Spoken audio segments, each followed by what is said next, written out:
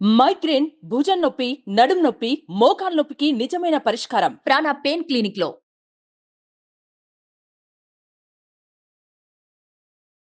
అందరికీ నమస్కారం. Welcome to Suman TV. నేను మీ రమ్య. నవంబర్ మాసంలో నవంబర్ 15వ తారీఖు వరకు శని వక్రగతి ఉంది. దాని తర్వాత 16వ తారీఖు నుంచి రుజు మార్గంలోకి వెళ్తున్నాడు. దీనివల్ల నవంబర్ మాసంలో 12 రాష్ట్రాల వారికి ఎలాంటి ప్రభావం చూపిస్తుంది, వీరు ఎలాంటి పరిహారాలు చేసుకుంటే వారికి మంచి జరుగుతుంది, ఇవన్నీ తెలియజేయడానికి ఈరోజు మనతో పాటు ఉన్నారు ప్రముఖ జ్యోతిష్య పండితులు, అలాగే లలిత ఉపాసకులు బ్రహ్మశ్రీ నానాజీ పట్నాయక్ గారు. గురుగారిని అడిగి మనకున్న సందేహాలన్నీ నివృత్తి చేసుకుందాం. గురుగారు నమస్కారం. శ్రీమాత్రే నమః. గురుగారు, ఈ శని వక్రగతి వెళ్ళిపోయి రుజు మార్గంలోకి వెళ్తున్నాడు కాబట్టి నవంబర్ మాసంలో కన్య రాశి వారికి ఎలా ఉండబోతుంది?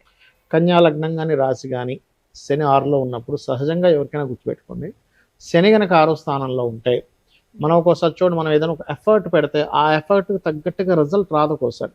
కానీ సాటర్న్ 6th హౌస్లో ఉన్నప్పుడు మీరు ఎంత ఎఫర్ట్ పెట్టారో దానికి ఎగ్జాక్ట్లీ రిజల్ట్ వస్తుంది, గుర్తుపెట్టుకోండి.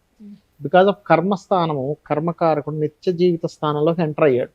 సో డైలీ లైఫ్లోకి ఎప్పుడైతే సాటర్న్ ఎంటర్ అయ్యాడో అతను ఇచ్చేటువంటి రిజల్ట్ ఏమిటంటే పర్ఫెక్ట్గా మీరు ఏదైతే కష్టపడ్డారో, కష్టే ఫలి అంటుంటారు చూసారు, ఈ కష్టే ఫలి అనే కాన్సెప్ట్ 6th హౌస్లో ఉండేటువంటి శని ఇస్తాడు అక్కడ, గుర్తుపెట్టుకోండి.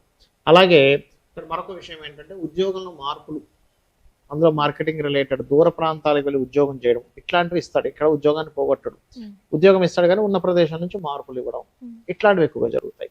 అంటే ఫైనాన్షియల్ గ్రోత్, ఉద్యోగం మార్పులు, ఉద్యోగంలో కొంచెం ఒక స్టేజ్కి వెళ్ళడానికి తోడ్పడడం, ఇవన్నీ జరుగుతాయి.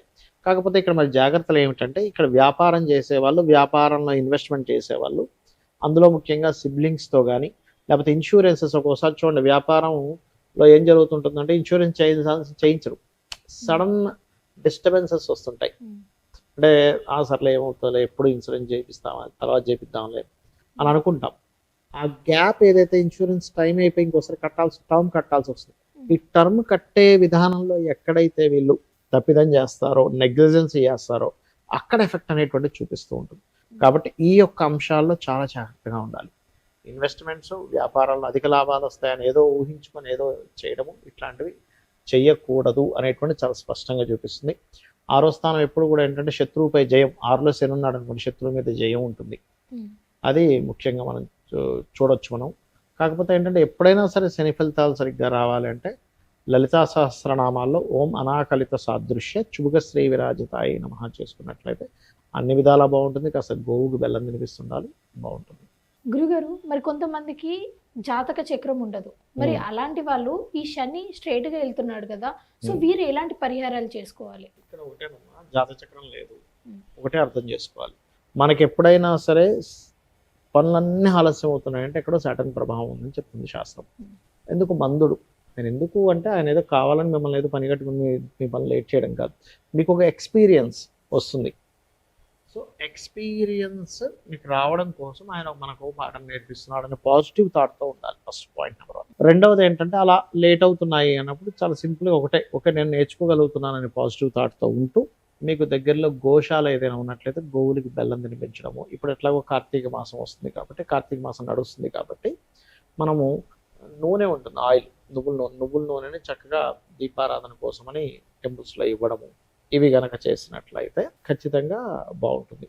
అదేవిధంగా గోవుకి కాస్త బెల్లం తినిపించడంతో పాటు ఓం అనాకలిత సాదృశ్య చుబుక శ్రీ విరాజితాయే నమః. ఈ నామము పర్టికులర్గా ఏంటంటే ఏలినాడు శని నడుస్తున్నా, అర్ధాష్టమ శని నడుస్తున్నా, అష్టమ శని నడుస్తున్నా, శని మహర్దశ నడుస్తూ శని సరైన స్థితిలో లేకపోయినా కూడా ఫలిస్తుంది. గురుగారు, మరి ఈ రుజు మార్గం వల్ల దేశకాల పరిస్థితులు ఎలా ఉన్నాయి? ఒకటేనమ్మా, ఇప్పుడు శని ఒకటని కాదు, మనం క్రోధినామ సంవత్సరం మొదటి నుంచి చెప్తూ వస్తున్నాం.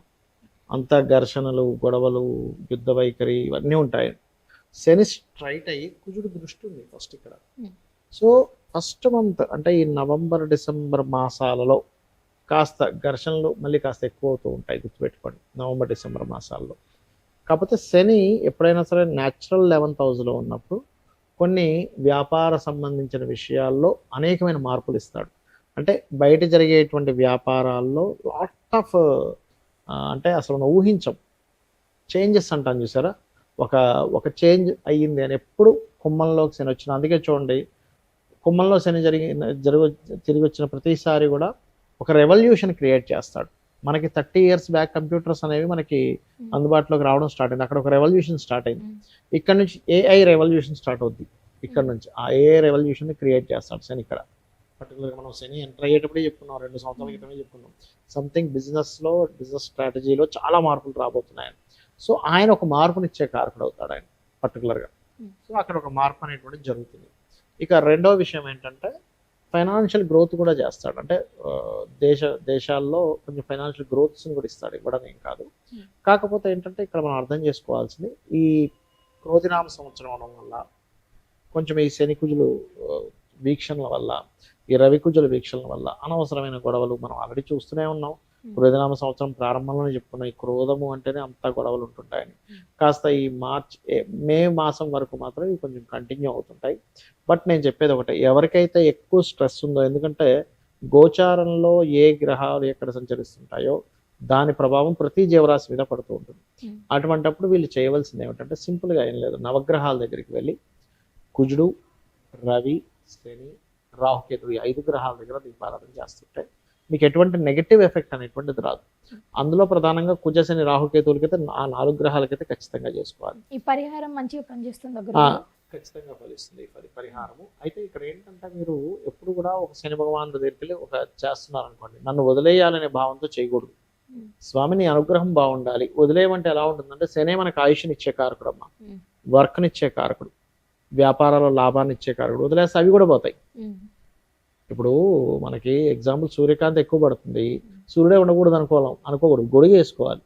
సూర్యుడు వద్దనుకుంటే అట్లా మనం గొడుగు వేసుకోవాలి, అంతే. అర్థమైందా? అట్లా ఏంటంటే శని భగవానుడు మనకి ఆయుష్ని ఇవ్వాలన్న ఆయనే.